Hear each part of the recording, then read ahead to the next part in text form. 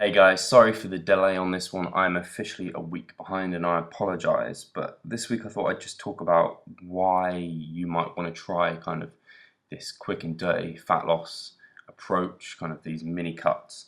And in effect, because you can kind of do these more frequently, you can stay leaner for longer, remain lean like year round. So you never actually let your bulk get out of control. You cut down, which allows you to gain muscle for longer because you're not having to do these extended cuts at any point. So if you can be gaining muscle for longer, that's always a good thing.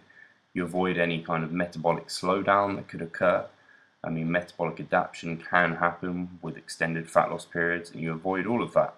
And also, on the scale, you see measurable progress week to week. It's not like I'm kind of seeing kind of half a pound losses or maybe kind of hardly any losses. I'm seeing measurable progress, which when you're lean is hard to always see. So it's nice to kind of know that you're stepping on the scale each week and it's coming down and you can actually see that change, which is incredible for kind of buy-in and allowing you to actually do the diet because you're not kind of worried that, oh, I have to go and do a diet and I don't even know, like, it's going to be long and I don't know kind of if I'm going to see all the progress I want to see.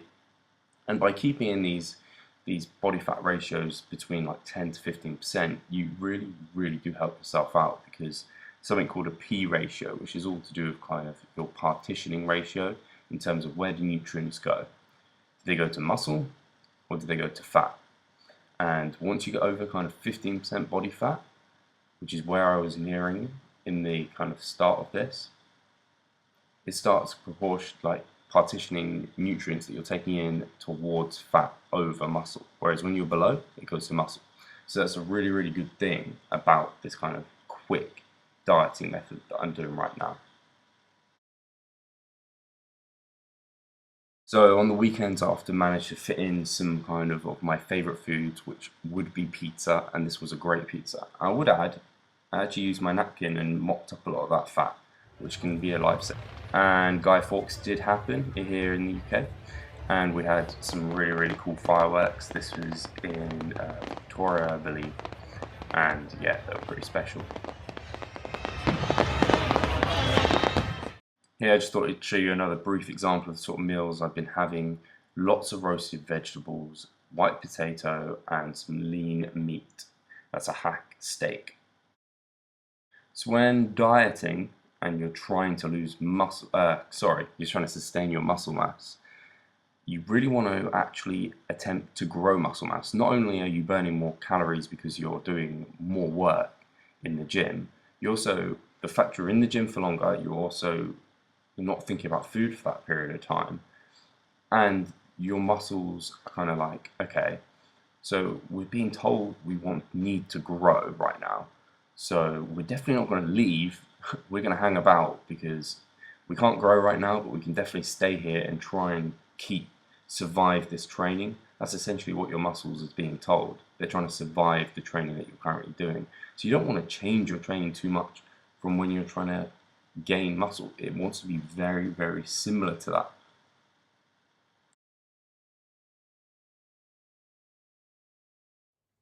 So because I am a week behind, I thought I'd just chuck in how I looked at the end of week 4 as well, and I'll probably be extending this for another 2 weeks, but slightly increasing my calorie intake.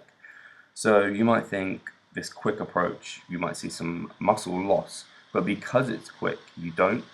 And I mean, a lot of the studies that show lean muscle loss, or just muscle loss, from dieting with, say, large deficits of what I have is about 30%. It's normally because they don't have sufficient protein. I have plenty protein. I'm getting over 1 gram per pound, and they're not resistance training. And I am resistance training. I have kind of everything set up to keep my muscle mass.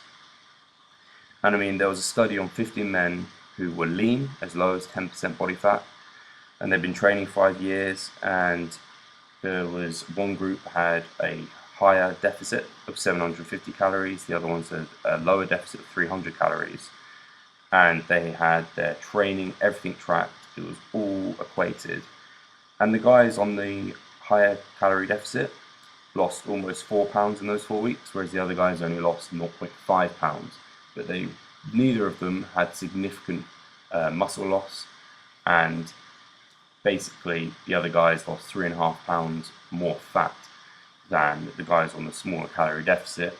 There was no changes in lean mass, cortisol, testosterone, or performance, which is really, really good for us guys, because it shows that you can kind of diet down quickly and get back to lean gaining and not actually see any of the negatives of kind of long, prolonged dieting phases, which is really, really good. So I think I am looking definitely leaner. The progress each week is less and less, but I've lost almost 6 pounds to date, so it's pretty good.